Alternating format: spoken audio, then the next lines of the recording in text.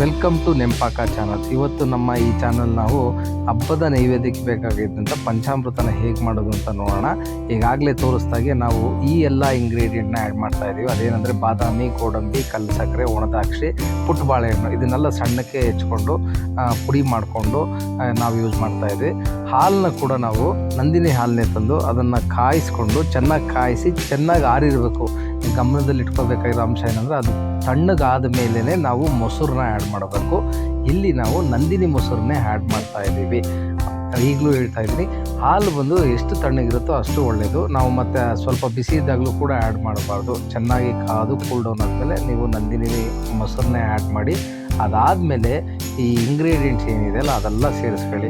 ಮತ್ತು ನಾವು ಈಗಾಗಲೇ ಹೇಳಿದಾಗ ಇದೊಂದು ಆರೋಗ್ಯಕರವಾದ ಮತ್ತು ದೇವರಿಗೆ ಅರ್ಪಿಸುವಾದ ನೈವೇದ್ಯ ಇರೋದ್ರಿಂದ ನಾವು ಸಕ್ಕರೆ ಈ ರೀತಿ ಯಾವುದೇ ರಾಸಾಯನಿಕ ಪದಾರ್ಥ ಯೂಸ್ ಮಾಡ್ತಾಯಿಲ್ಲ. ಇಲ್ಲಿ ನಾವು ಸಿಹಿಗಾಗಿ ಕಲ್ಲು ಸಕ್ಕರೆ ಎಣ್ಣೆ ಯೂಸ್ ಮಾಡ್ತಾ ಇದ್ದೀವಿ. ಕಲ್ಲು ಸಕ್ಕರೆ ಮತ್ತು ಜೇನುತುಪ್ಪ ಇದೆಯಲ್ಲ ಇವೆರಡು ಕೂಡ ಸಿಹಿನ ಆ್ಯಡ್ ಮಾಡ್ತಾಯಿದೆ. ಈಗ ನಾವು ಈ ಆಲ್ಮೋಸ್ಟ್ ಕಾಲು ಲೀಟ್ರ್ ಹಾಲಿಗೆ 2 ಟೇಬಲ್ ಸ್ಪೂನ್ನಷ್ಟು ಜೇನುತುಪ್ಪನ ನಾವು ಇದಕ್ಕೆ ಸೇರಿಸ್ತಾ ಇದ್ದೀವಿ. ಈ 2 ಟೇಬಲ್ ಸ್ಪೂನ್ ಜೇನುತುಪ್ಪ ಸೇರಿಸಿದ್ಮೇಲೆ ನಾವು ಇದಕ್ಕೆ 1 ಸ್ಪೂನ್ನಷ್ಟು ತುಪ್ಪನ ಕೂಡ ಆ್ಯಡ್ ಮಾಡ್ಕೊತಾ ಇದ್ದೀವಿ. ನಾವಿಲ್ಲಿ ನಂದಿನಿ ತುಪ್ಪನೇ ಬಳಸ್ತಾ ಇದ್ದೀವಿ. ಇದನ್ನೆಲ್ಲ ನಾವು ಸೇರಿಸೋದು ಏನು ಉದ್ದೇಶ ಅಂದರೆ ಇದು ಮಕ್ಕಳಿಗೂ ಕೂಡ ಅಥವಾ ಯಾರಿಗೇ ಆಗಲಿ ತಿಂದವ್ರಿಗೂ ಆರೋಗ್ಯಕ್ಕೆ ಒಳ್ಳೆಯದು. ಬೇಕಾದಂತಹ ಪೌಷ್ಟಿಕಾಂಶತೆ ಶಕ್ತಿ ಏನಿದೆ ಅದು ಸಿಗುತ್ತೆ. ದೇವರಿಗೆ ಅರ್ಪಿಸೋದ್ರಿಂದ ಕೂಡ ಒಂದು ಶುದ್ಧವಾದ ಪಂಚಾಮೃತ ಆಗಿರುತ್ತೆ. ಹಾಗಾಗಿ ಇವೆಲ್ಲವನ್ನು ಸೇರಿಸಿ ನಾವು ಚೆನ್ನಾಗಿ ಮಿಕ್ಸ್ ಮಾಡಬೇಕು. ಅಂದರೆ ನೀವು ಎಷ್ಟು ಚೆನ್ನಾಗಿ ಮಿಕ್ಸ್ ಮಾಡ್ತೀರೋ ಅಷ್ಟು ಚೆನ್ನಾಗಿ ಇದಾಗಿರುತ್ತೆ, ಇದು ಸೇರಿರುತ್ತೆ.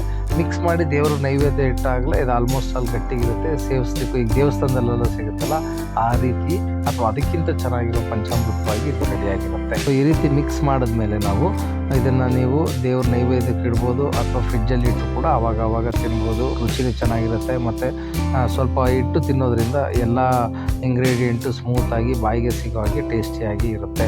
ನೀವು ಫ್ರೆಂಡ್ಸ್ ಇದನ್ನು ನೀವು ಹಬ್ಬದ ಟೈಮಲ್ಲಿ ಸ್ಪೆಷಲಿ ದೇವ್ರ ನೈವೇದ್ಯಕ್ಕೆ ಬೇಗ ನೈವೇದ್ಯ ಮಾಡ್ಬೋದಾದಂಥ ಒಂದು ಇಂಗ್ರೀಡಿಯೆಂಟ್ ಆಗಿರುತ್ತೆ. ಅದು ಒಂದು ರೆಸಿಪಿ ಆಗಿರುತ್ತೆ. ಇದನ್ನು ನೀವು ಎಲ್ಲ ಹಬ್ಬದಲ್ಲೂ ದೇವರಿಗೆ ನೈವೇದ್ಯ ಇಡ್ಬೋದು ಮತ್ತು ನಿಮ್ಮ ಹೆಲ್ದಿ ದೃಷ್ಟಿಯಿಂದನೂ ಕೂಡ ಮಾಡಿ ತಿನ್ಬೋದು ಅಂತ ನಾವು ಹೇಳಲಿಕ್ಕೆ ಬಯಸ್ತೇವೆ.